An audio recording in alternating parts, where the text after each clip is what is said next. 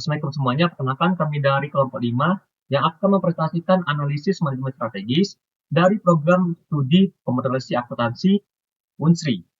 Dengan anggota kami yaitu saya sendiri, lalu ada M. Fajri, lalu ada M. Aldor, Diko, dan juga satu lagi yaitu Zaki Diaulhaq. Baik, di sini pengertian dan isi akan dijelaskan oleh M. Ridho Al-Fajri. Silakan M. Ridho Al-Fajri.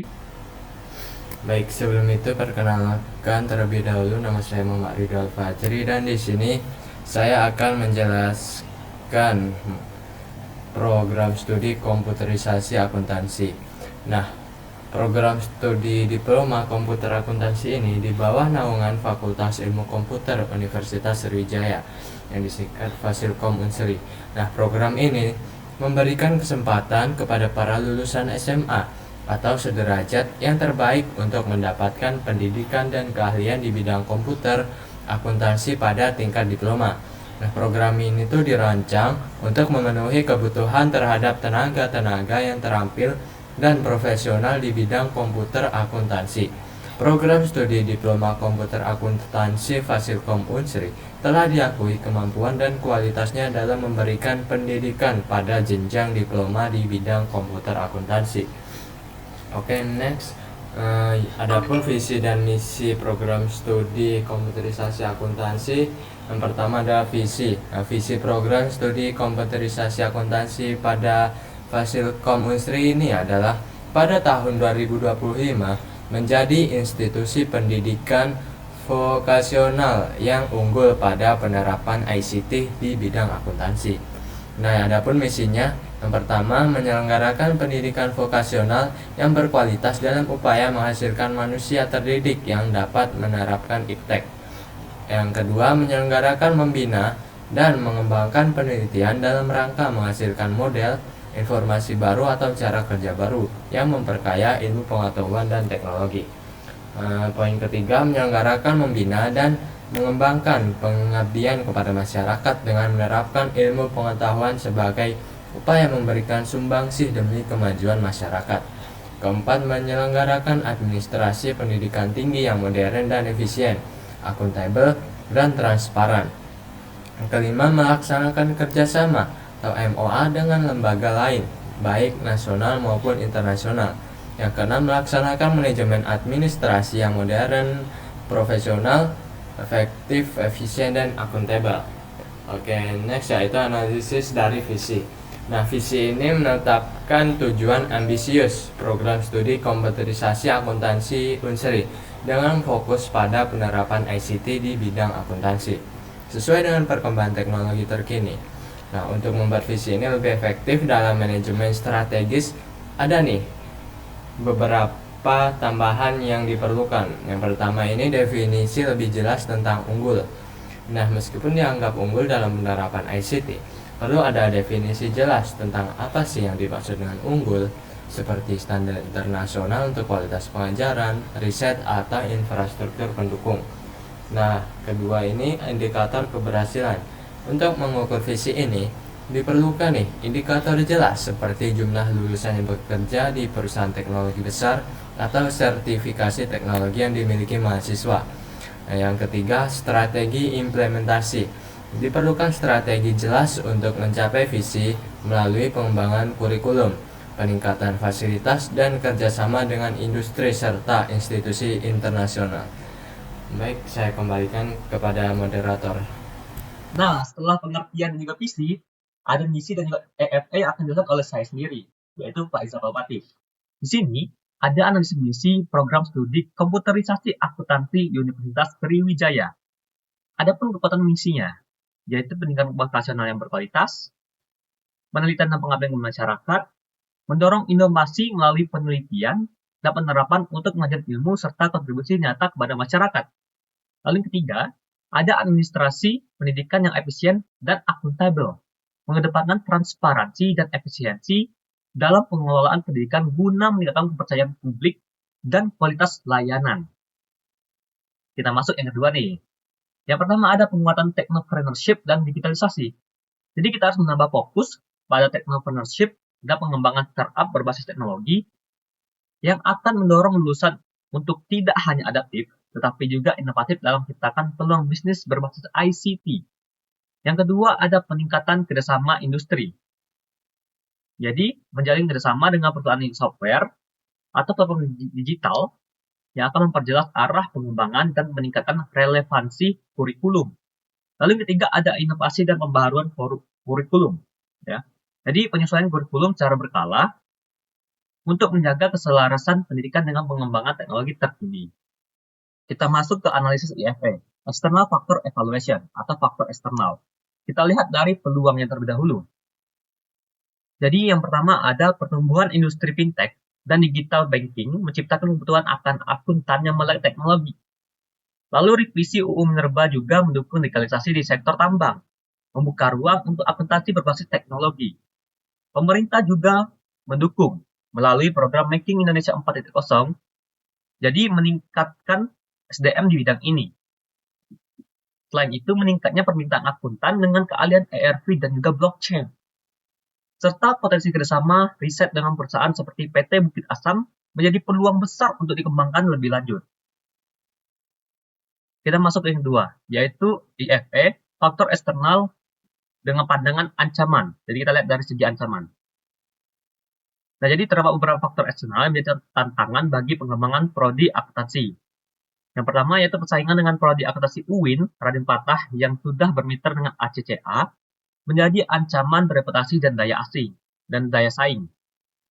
Perubahan regulasi seperti UU, PPH, dan PSAK memaksa kurikulum terus diperbarui, menuntut adaptasi cepat. Di sisi pendanaan, anggaran riset terbatas karena alokasi PTNBH lebih banyak difokuskan pada prodi teknik. Selain itu, adopsi sistem akuntansi berbasis AI di UMKM masih rendah, serta adanya resiko penurunan minat mahasiswa karena persepsi bahwa prodi ini kurang bergengsi. Baik, kita lihat di sini dengan membuat rating dan juga skornya.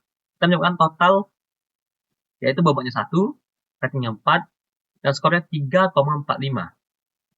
Jadi interpretasi, skor IFE 3,45 menunjukkan prodi mampu merespon peluang eksternal dengan baik, terutama di sektor tambang dan fintech.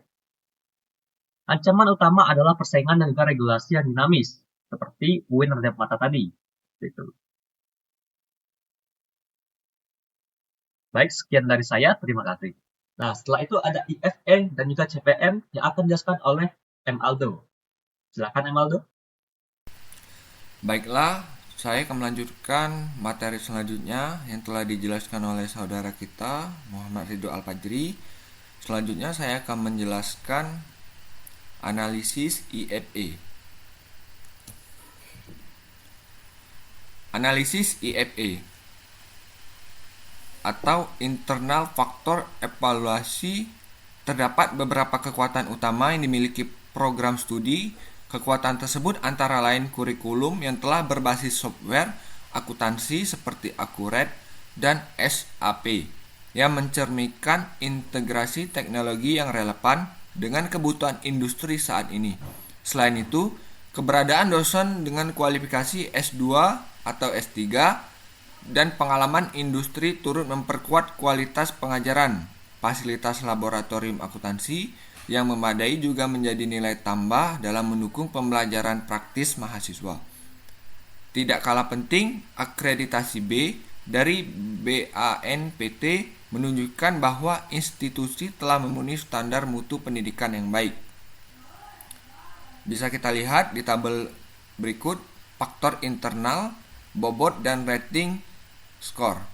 Peluang opportunity kurikulum berbasis software akuntansi, Accurate, SAP, dan integrasi teknologi.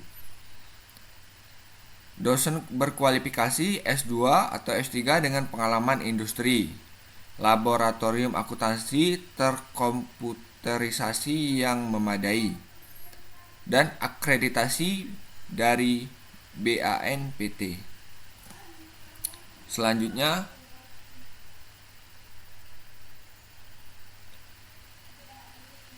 analisis IFE dari kelemahan atau weakness.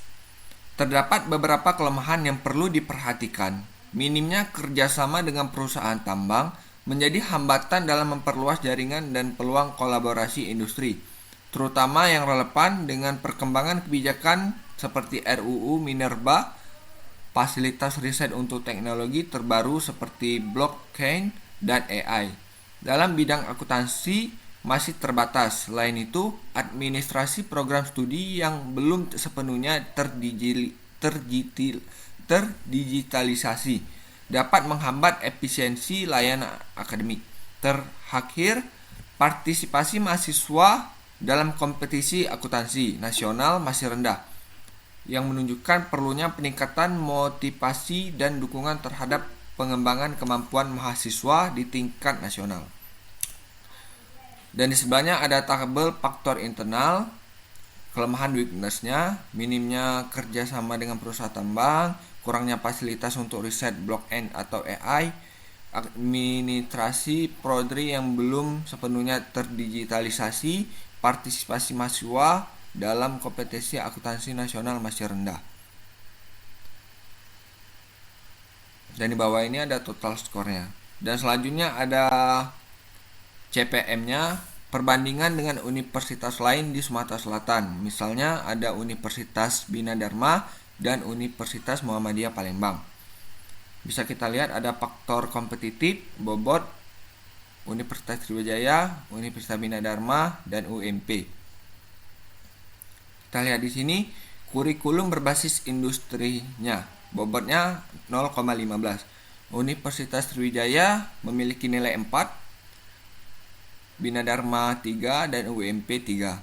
Dan kualitas dosennya dengan bobot 0,20, Universitas Sriwijaya 4, Bina Dharma 3 dan UMP 3. Dan fasilitas laboratoriumnya mendapatkan bobot 0,20 dengan nilai di Universitas Sriwijaya 3, Bina Dharma 3 dan UMP 2. Kerjasama industri bobotnya 0,15, Unsri 3, Bina Dharma 3 dan UMP 3. Dan akreditasi memiliki bobot 0,30 atau yang paling besar. Unsri mendapatkan nilai 4, Bina Dharma 3 dan UMP 3. Dan total skornya bisa kita lihat, total skornya tadi Universitas Sriwijaya mendapatkan skor 3,65, sedangkan Bina Dharma 3,00 dan UMP paling rendah 2,80. Selanjutnya CPM, interpretasi. Pertama, Unsri unggul dalam kurikulum teknologi dan dosen, tetapi kalah dari Universitas Islam Negeri dalam sertifikasi internasional. UIN Raden Patah dominan di sertifikasi ACCA dan akreditasi, tetapi lemah di kerjasama tambang. Strategi prioritas tingkatan kerjasama dengan ACCA dan adopsi UU Minerba ke kurikulum. Baiklah, terima kasih. Materi selanjutnya akan dijelaskan oleh teman kami yaitu Diko Ardiansyah. Terima kasih. Baik, terima kasih penjelasan Emaldo. Dan setelah itu SWOT akan dijelaskan oleh Diko. Silakan Diko. Baiklah, jadi di sini saya akan menjelaskan analisis SWOT dan SWOT matrik. Analisis SWOT, kekuatan, kurikulum integratif, akuntansi, dan TI. Dosen dengan sertifikat profesional CPA SISA. Laboratorium simulasi akuntansi berbasis ERP. Kelemahan, keterbatasan akses dan software akuntansi premium. Kurangnya kerjasama dengan perusahaan fintech. Perlu lebih adaptif terhadap perubahan standar akuntansi internasional. Peluang pertumbuhan fintech dan digitalisasi keuangan di Indonesia. Kebijakan pemerintah mendukung transformasi digital sektor keuangan. Permintaan tinggi untuk auditor teknologi dan analisis data keuangan. Ancaman persaingan dengan PTN, PTS yang sudah memiliki program serupa. Perubahan cepat dalam regulasi pajak dan standar akuntansi. Keterbatasan dana untuk pengembangan sistem akuntansi cloud. SWOT matrik. Yang pertama ada jenis strategi. Jenis strategi yang pertama itu SO agresif. Contoh real, kerjasama dengan PT Bukit Asam untuk riset akuntansi pertambangan terdigitalisasi didanai oleh anggaran PT NBH dan CSR perusahaan. Dampaknya meningkatkan posisi industri keuangan dan pangsa pasar. Yang kedua, ST diverifikasi. Contoh real, membuka sertifikasi SAP bagi mahasiswa dengan biaya subsidi 50% dari kerjasama dengan vendor software. Dampaknya meningkatkan daya saing lulusan dan stabilitas prodi. Yang ketiga, WO, pengembangan. Contoh realnya, membuka sertifikasi SAP bagi mahasiswa dengan biaya subsidi 50% dari kerjasama dengan vendor software. Dampaknya memperkuat stabilitas operasional dan citra prodi. Yang keempat, strategi WT atau mitigasi. Contoh real, pelatihan dosen dan mahasiswa untuk kompetisi akuntansi nasional dengan pendanaan dari hibah Kemenristekdikti. Dampaknya meningkatkan reputasi dan pertumbuhan mahasiswa baru. Setelah SBOT akan ada analisis pemilihan, rekomendasi dan kesimpulan yang akan disampaikan oleh M. Zaki Diaul Haq. Baik, berikut ada analisis pemilihan strategi. Yang pertama ada posisi keuangan, lalu yang kedua ada posisi stabilitas, yang ketiga ada posisi kompetitif, yang keempat posisi industri, yang kelima ada pangsa pasar, yang keenam pertumbuhan industri pendidikan. Selanjutnya ada rekomendasi strategi prioritas. Yang pertama ada strategi SO yaitu agresif, yang kedua strategi ST diversifikasi, ketiga strategi WO pengembangan, yang keempat strategi WT mitigasi. Jadi kesimpulan daripada paparan kami pada kali ini, yaitu program studi komputerisasi akuntansi Universitas Sriwijaya memiliki potensi strategis untuk menjadi pemimpin di Sumatera Selatan dengan memanfaatkan dukungan status PTNBH dan peluang dari RUU Minerba. Dengan konsistensi dan implementasi strategi, prodi komputerisasi akuntansi Unsri dapat menjadi pionir integrasi teknologi dan akuntansi yang relevan dengan kebutuhan industri 4.0, sekaligus memperkuat kontribusi terhadap perkembangan ekonomi digital di Indonesia. Baik, itu dia materi dari kami. Kami dari kelompok 5 meminta maaf jika ada kekurangan kata. Wassalamualaikum warahmatullahi wabarakatuh.